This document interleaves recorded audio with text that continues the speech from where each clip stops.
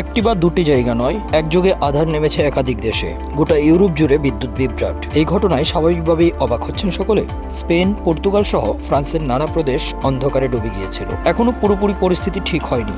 কী কারণে এমন পরিস্থিতি তৈরি হলো তা কেউই বুঝে উঠতে পারছেন না। অনেকের আশঙ্কা এটা কোনো হামলার ছক হতে পারে, তবে কেউ কেউ মনে করছেন সাইবার হামলার জন্যই এমন ঘটনা ঘটেছে।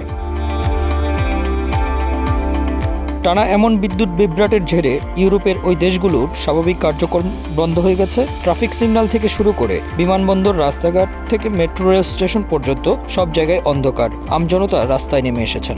স্পেনের প্রধানমন্ত্রী অফিস থেকে জানানো হয়েছে কী কারণে এমন বিদ্যুৎ বিভ্রাট তা খুঁজতে তদন্ত শুরু হয়েছে। তবে দ্রুত পরিস্থিতি স্বাভাবিক করার চেষ্টা তাও সম্ভব হয়নি, কারণ কাজ করতে 8 থেকে 10 ঘন্টা সময় লেগে গেছে। আমার কাছে মনে হইতেছে যেন যে আমরা হয়তো 1975 বা 1990 পরে ওই যুগে বসবাস করছি না।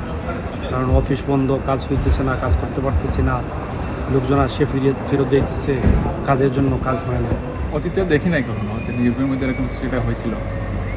তারাও মনে হয় না জানে এরকম দেখছিল ইউরোপবাসী এত লং টাইম বিদ্যুৎ বিভ্রান্ত হয়েছিল, এবং মানুষ এটা কল্পনা করে না যে এত লং টাইম বিদ্যুতের সমস্যা হবে, এয়ারপোর্ট বন্ধ হয়ে যাবে, প্লাস অন্যান্য যে ইয়েগুলো আছে সবগুলোতে সমস্যা হবে। তো এটা কল্পনা করা যায় না যে একটা ফার্স্ট ওয়ার্ল্ডের দেশে এগুলোতে হবে। আমরা প্রত্যাশা করি নাই, সাথে তারাও এটা প্রত্যাশা করে নাই। তবে আমি মনে করি যেটা একজন শুধু বাংলাদেশি হিসেবে সব দেশের বিকল্প কিছু চিন্তা করা প্রয়োজন। স্পেন ও পর্তুগালের সরকার ইতিমধ্যে আপৎকালীন বৈঠক ডেকেছে।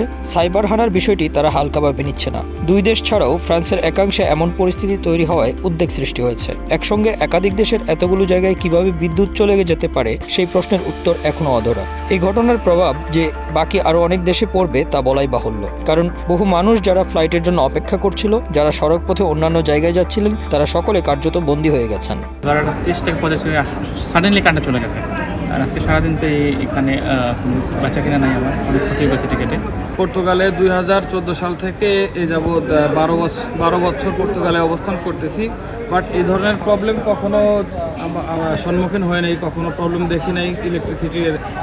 বাট আমার 3টা দোকান, 3টাই আজকে বন্ধ, এবং আমি চাই আগামীতে যাতে এই ধরনের কোনো প্রবলেম না হয়, তারা যেন এর পরিবর্তে কোনো ব্যাকআপ রাখে। বিদ্যুৎ না থাকায় সব পরিষেবাই অচল হয়ে যায়। এয়ারপোর্টগুলোতে স্বাভাবিক মানুষের মধ্যে আতঙ্ক তৈরি হয়। তারা কোনো প্রশ্নেরই সুস্পষ্ট উত্তর পাচ্ছেন না। তবে স্পেন ও পর্তুগালের সরকার সকলকে আশ্বস্ত করে জানিয়েছে দ্রুত পরিস্থিতি আগের মতো করতে তারা বদ্ধপরিকর। সেই অনুযায়ী কাজ চলছে। Bangla affairs news desk.